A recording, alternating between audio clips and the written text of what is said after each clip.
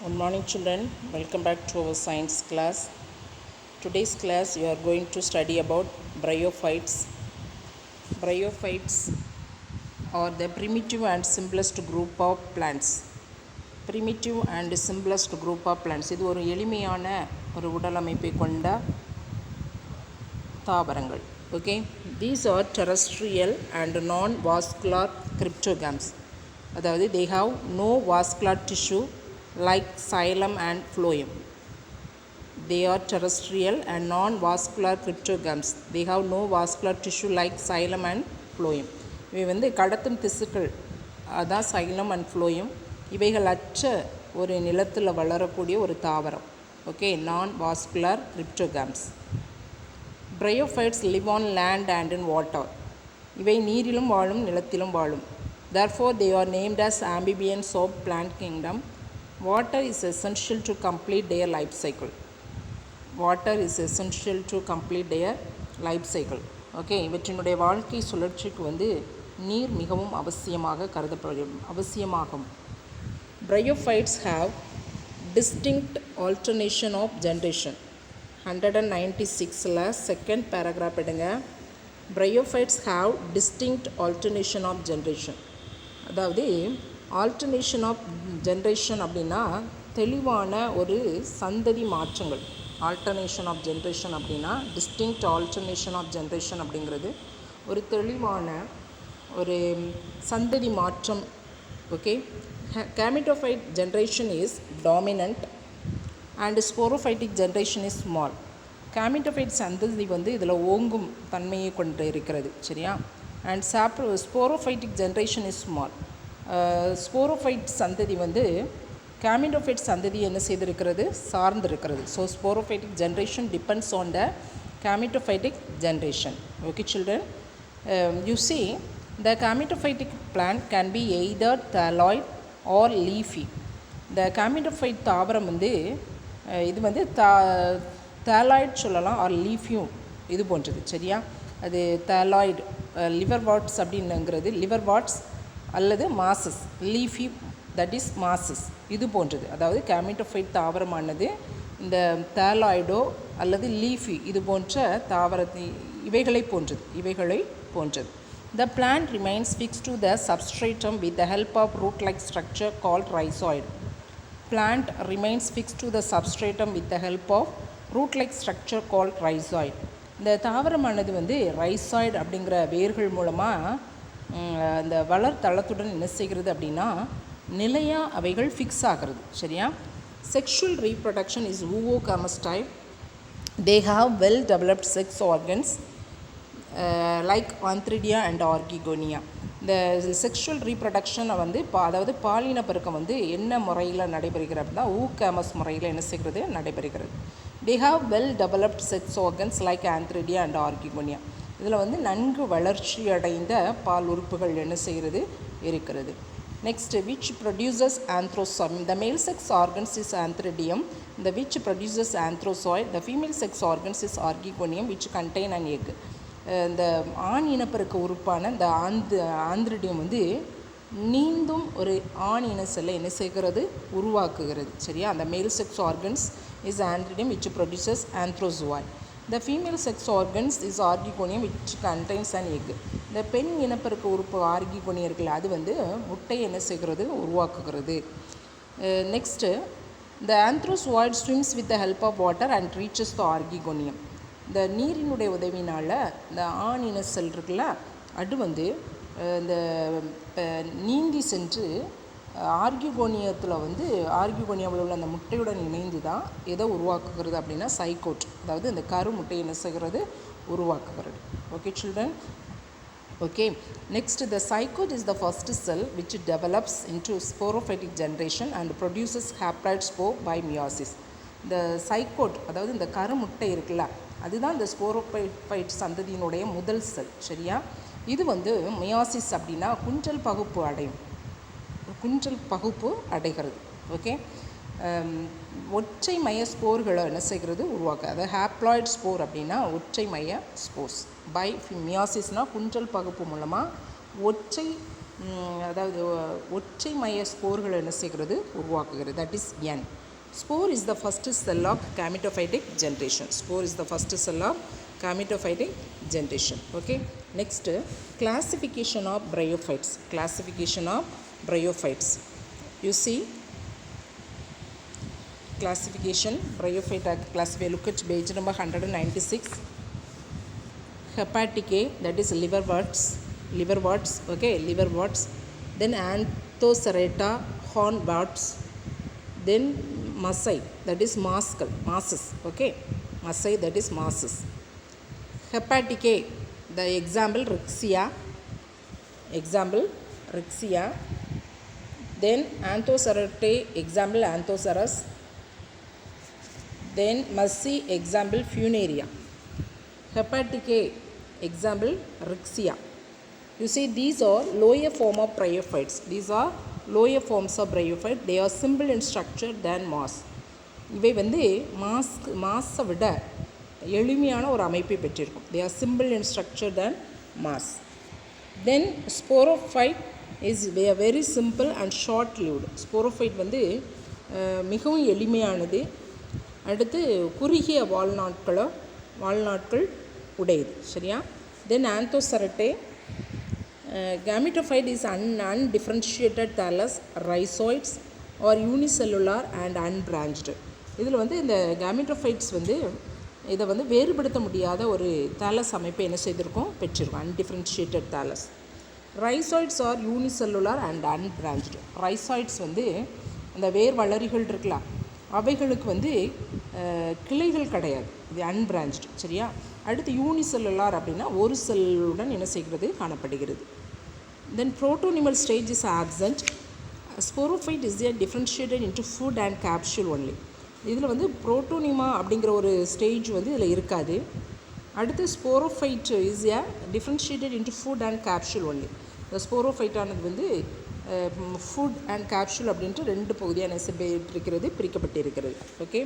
Then mosses, these are higher forms in which the gametophyte is differentiated into stem, leaf and root-like parts. Protonymal stage is present. Sporophytes are differentiated into food, seta and capsule. இதில் வந்து ப்ரையோஃபைட்டால் வந்து உள்ள இந்த உயர்நிலை தாவரங்கள் இருக்கலாம். அதில் கேமிட்டோஃபைட்டில் தண்டு, இலை, அடுத்து வேர் அப்படின்னு வெவ்வேறாக என்ன செய்யப்பட்டிருக்கிறது பிரிக்கப்பட்டிருக்கிறது. Okay children, they are higher forms in which the gametophyte is differentiated into stem, leaf and root-like parts. Protonymal stage is absent. இந்த ஸ்டேஜ் வந்து இதில் ப்ரெசண்ட்டாக இருக்கும். Not absent, is present. Okay. Sporophytes are differentiated into food, seta and capsule. இந்த sporophyte வந்து foot அப்படின்னா பாதம், seta, அடுத்து கேப்சூல் அப்படின்ட்டு பிரிக்கப்பட்டிருக்கிறது. Okay children, then economic importance of bryophytes. Economic importance of bryophyte. Bryophytes present the soil erosion. Sphagnum can absorb large amount of water, hence it is used by the gardeners in nursery. Peat, which is valuable fuel like coal, is obtained from sphagnum. இந்த இதில் உள்ள பொருளாதார முக்கியத்துவத்தில் வந்து first point says bryophytes prevent soil erosion. இது வந்து மண் அரிப்பை என்ன செய்கிறது தடுக்கிறது. Sphagnum can observe large amount of water, hence it is used by the gardener in nursery. இதில் வந்து இந்த ஸ்பாக்னம் அப்படிங்கிற ஒரு இன்னும் பூஞ்சை நீரை வந்து உறிஞ்சக்கூடியது. Can observe large amount of water. Okay. Is used by the gardener in nursery. இது பண்ணை நாற்றங்கால்களில் பயன்படுத்தப்படுகிறது. Peat, which is valuable fuel like coal, is obtained from sphagnum. இந்த நிலக்கரியை போன்று விலை மதிப்புடைய ஒரு எரிபொருள் பீட்டு அப்படிங்கிறது. ஓகே. இது ஸ்பாக்னம் அப்படிங்கிற ஒரு தாவரத்திலிருந்து என்ன செய்யப்படுகிறது பெறப்படுகிறது. Is a valuable fuel like coal is obtained from sphagnum. Okay children, you see that Anthocerus plant, then Rixia, Funaria. Okay children, next now pteridophytes. Pteridophytes are the first true land plants with xylem and phloem, hence they are called vascular cryptogams. The main plant body is differentiated into true root, stem and leaves. இந்த pteridophytes வந்து இதுதான் first land plants. Okay. இந்த xylem மற்றும் phloem திசுக்களை கொண்டுள்ள முதலாவது ஒரு உண்மையான தாவரம் சரியா. Hence they are called vascular cryptogams. The main plant body is differentiated into true root, stem and leaves. இதனுடைய உடல் வந்து ரூட் ஸ்டெம் அண்ட் லீவ்ஸ் அப்படின்னு பிரிக்கப்பட்டிருக்கிறது சரி. Okay, then pteridophytes exhibit alternation of generation. The diploid sporophytic phase alternates with the haploid hermatophytic phase. இது வந்து அதில் வந்து சந்ததி மாற்றம் என்ன செய்கிறது நடைபெறுகிறது. exhibit the alternation of generation. The diploid sporophytic phase alternates with the haploid hermatophytic phase. இந்த hermatophytic நிலையுடன் மாறி மாறி காணப்படுகிறது. அதாவது இருமைய ஸ்போரோஃபைட் நிலை வந்து ஒருமைய கேமிட்டோஃபைட் நிலையுடன் என்ன செய்கிறது மாறி மாறி என்ன செய்கிறது காணப்படுகிறது. Okay, sporophyte is the dominant phase. இந்த ஸ்போரோஃபைட் வந்து ஒரு டாமினன்ட் ஃபேஸ், அதாவது இந்த ஓங்குத்தன்மை உடையது. இதனுடைய சந்ததி வந்து ஒரு ஓங்குத்தன்மை உடையது. Sporophyte reproduce by means of spores. இது வந்து ஸ்போர்கள் மூலம் என்ன செய்கிறது இனப்பெருக்கம் செய்கிறது. Spores are produced in sporangia. அது எங்கே உருவாகிறது அப்படின்னா அந்த விந்தகத்தினுள் என்ன செய்கிறது வித்தகத்தினுள் என்ன செய்கிறது இந்த ஸ்போர்கள் வந்து ஸ்பராஞ்சியம் அப்படின்னா வித்தகம். அந்த வித்தகத்தினுள் என்ன செய்கிறது உருவாகிறது. இந்த ஸ்பராஞ்சியா bearing leaves are called sporophyll.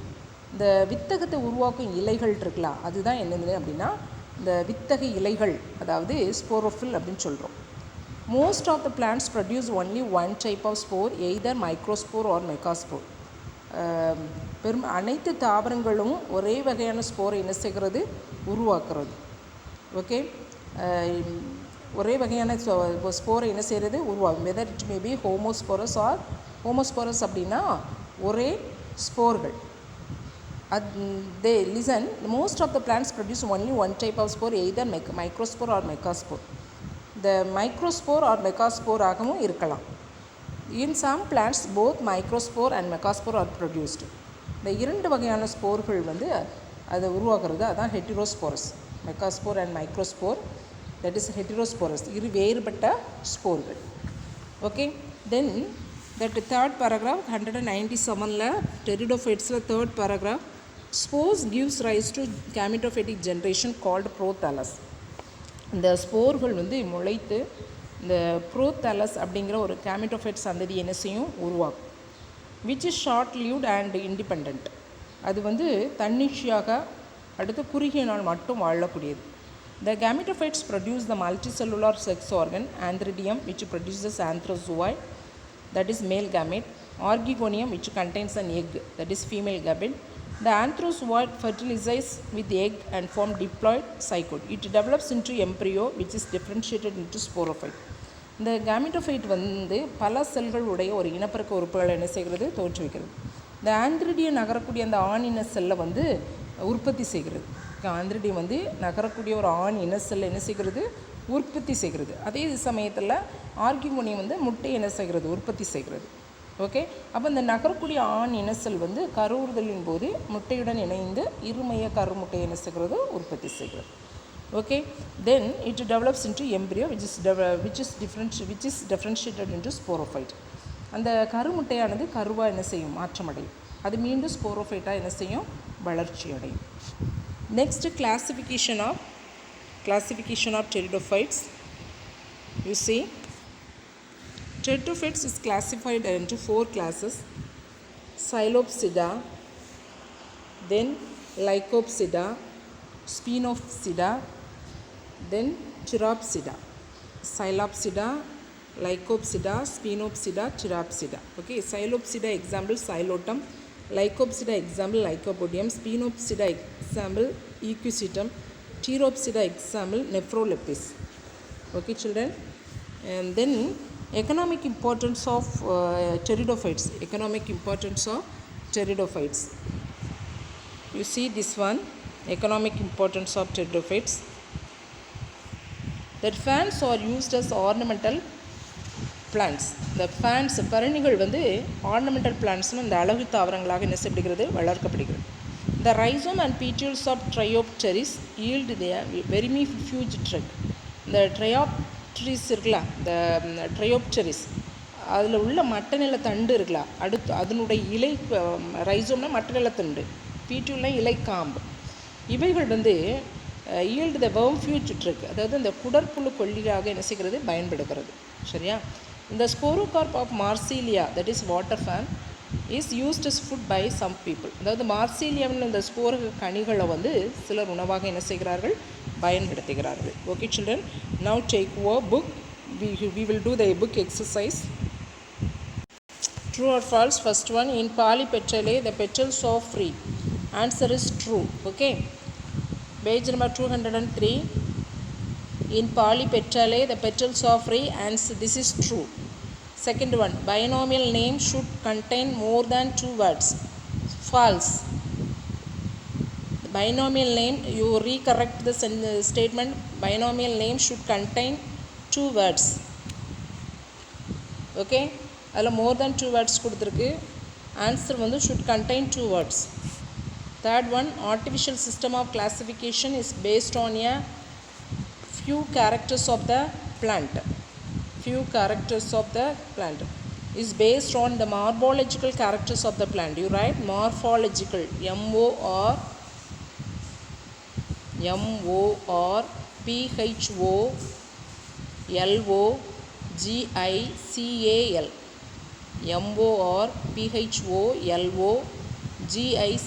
morphological character. இந்த few அப்படி இருக்குல்ல, அதில் வந்து அதை சர்க்கிள் பண்ணி நீங்கள் எழுதுங்க, morphological characters of the plant. Okay, then cell wall of fungi is made up of chitin. Answer is true. Fifth one, Pinus is a closed seeded plant கொடுத்துருக்கு. அதில் closed வந்து நீங்கள் அண்டர்லைன் பண்ணி அது பக்கத்தில் naked seeded plant, naked, NAKED, naked seeded plant. Then sixth one, all bryophytes are hydrophytes. Answer is false. All bryophytes are amphibians. AMPHIBIANS, amphibians. Then seventh one, dicotyledons have well developed characters than the gymnosperm. அதில் வந்து false. True. Answer is false. Monocotyledons, dicotyledon இருக்குல்ல, அது வந்து monocotyledons have well developed characters than the gymnosperm. MONOCOTYLEDONS. Okay, monocotyledons. Then eighth one, mosses are the well developed plant in bryophytes. Answer is true. Then ninth one, the dominant phase of the bryophytes is sporophyte. Answer is false. The dominant phase of the bryophytes is gametophyte. GAME, the sporophyte circle பண்ணுங்க அல்லது underline பண்ணுங்க, அது பக்கத்தில் எழுதுங்க. Gametophyte, GAMETOPHYTE, gametophyte. 10th one, the dominant phase of the pteridophyte is gametophytic phase. அதில் வந்து you see the dominant phase of the pteridophyte is gametophytic phase. Okay, now that is true. Okay children, now match the following.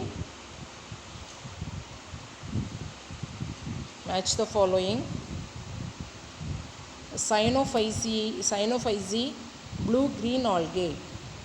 Then chlorophyceae, green algae. Then Phaeophyceae, brown algae.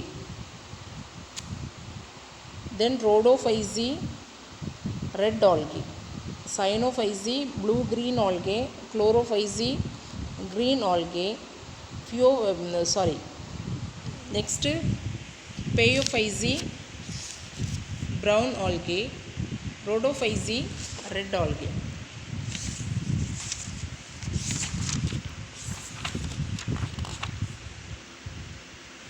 Okay, then answer very briefly. Yes. Okay, take a classwork note. Did you take your classwork note, children? Write today's date. Then lesson 17, write the lesson name, plant kingdom. Then you write the headings, answer very briefly. Then write the question, define thallus. Define thallus.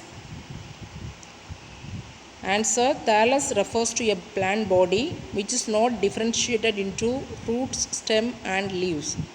Example: algae. Thallus refers to a plant body which is not differentiated into roots, stem and leaves. Example: algae.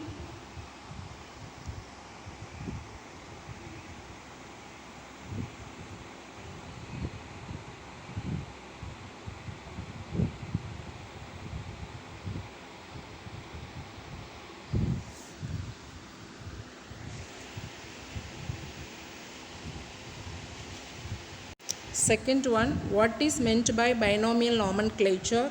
Give example. The naming of an organisms with two words are known as binomial nomenclature. For example, the binomial name of mango is Mangifera indica. Here the first word Mangifera refers to the genus name and the second word indica to the species name. Write soon.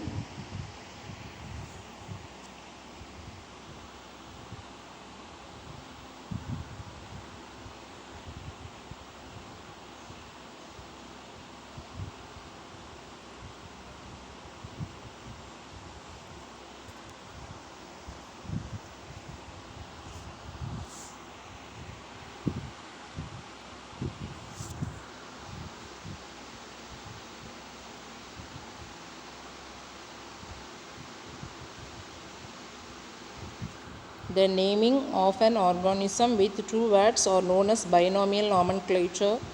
For example, the binomial name of mango is Mangifera indica. Here the first word Mangifera refers to the genus name and the second word indica to the species name.